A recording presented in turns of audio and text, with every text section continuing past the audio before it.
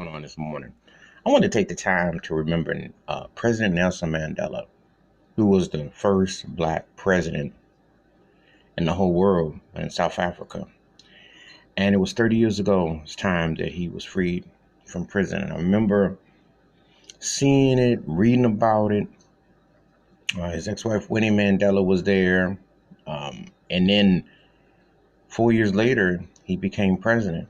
And what an incredible triumph story. A man of integrity. And President Nelson Mandela is one of those few people that I say walk this earth that you felt an aura ray about. Like they're people that you maybe never came in contact with, but you felt something about him. You know, he had that kind of aura that Michael Jackson and Muhammad Ali, Lady Diana.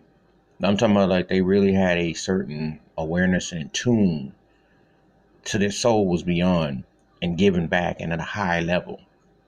You know, um, they had a gift that's beyond this world and touched so many lives and souls. And when you read about his incarceration and what he went through and the fight and the apartheid, and then you think about the divide in South Africa and you think about uh, African American experience in America. I mean, there's a lot of parallels and drawings.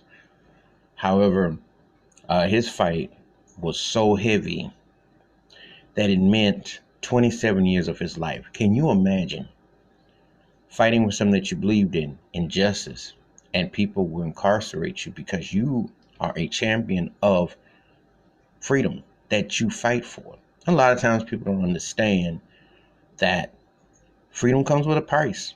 It is a heavy price to pay. It's, and people aren't going to always co-sign or go along with what you believe in.